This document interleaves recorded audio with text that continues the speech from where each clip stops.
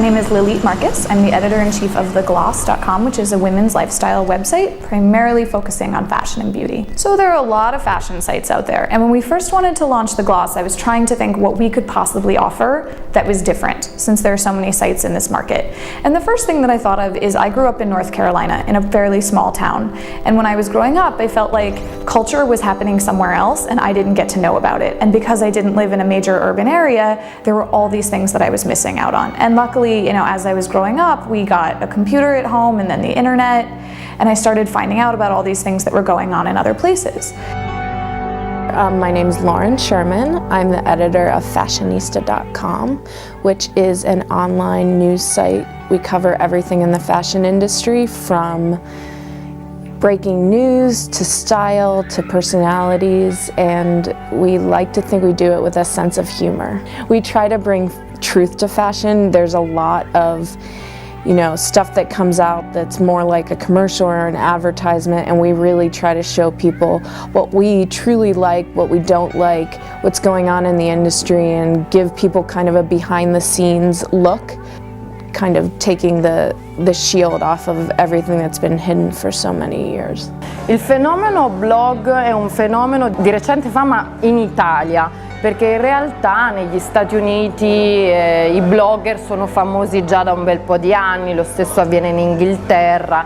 In Italia sta iniziando a nascere adesso una voce più forte da parte dei blogger, perché i blogger sono così famosi e perché poi in realtà i giornalisti, soprattutto di moda, li temono così tanto, perché sono disinteressati, perché qualsiasi giornalista di qualsiasi testata deve purtroppo seguire delle cose, dei nomi, dei marchi, anche se non è così affine a quei marchi.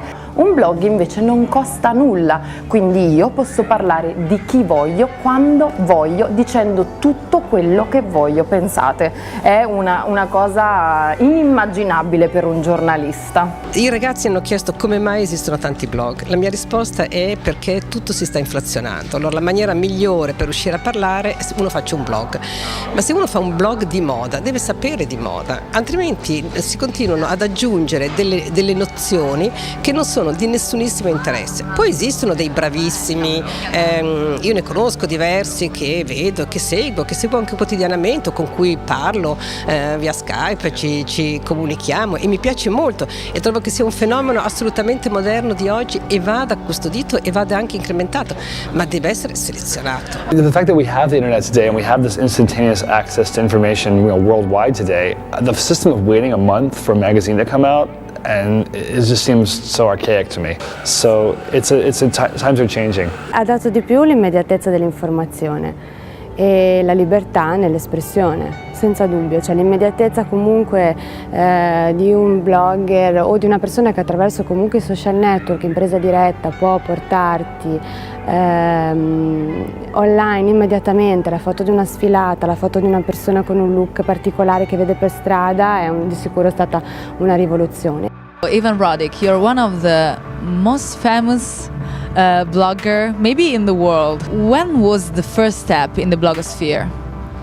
Well, when I started 5 years ago, there was not really a scene. There was only a few bloggers on their own. Bloggers are actually more than ever in a lot of places in the world very established and respected. They get invited to fashion shows, they get to work with very established brands, and they're becoming authorities, and they're actually influencing a lot of young people around the world. So how you started with the blogging? I started about a year and a half ago. I was working at Vogue magazine, and I decided I'd like to put all the things that I was seeing in the industry onto a blog to share with other people. I think the good thing about having a blog is that it's all your own opinion, it's very personal. And I guess writing for print media or for a magazine, you are told what to write, and I think only at the very, very top level do you get to really express your own opinion. How you consider this kind of phenomenon? For you, is something right for the fashion, or a lot of bloggers are becoming too much?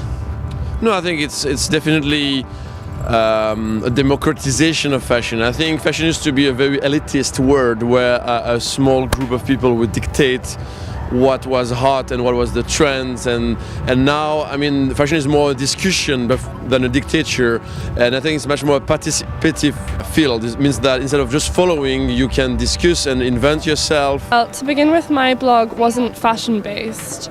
It just evolved that way over time as my interest in fashion grew, and I never really realised that coming to London Fashion Week or being able to see shows would be something that came from my blog, but I feel really lucky that I've been able to do that kind of thing, and it's something that I want to be able to do in the future with journalism and such, so it's just like a good experience.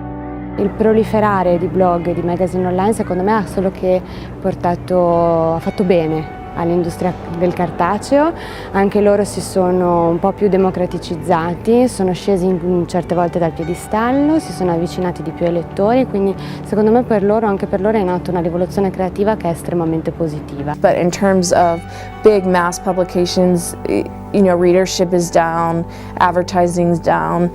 Do I think they're going to go away in the next 10 years? No, but I wouldn't be shocked if its importance in the grand scheme of things will decline over time.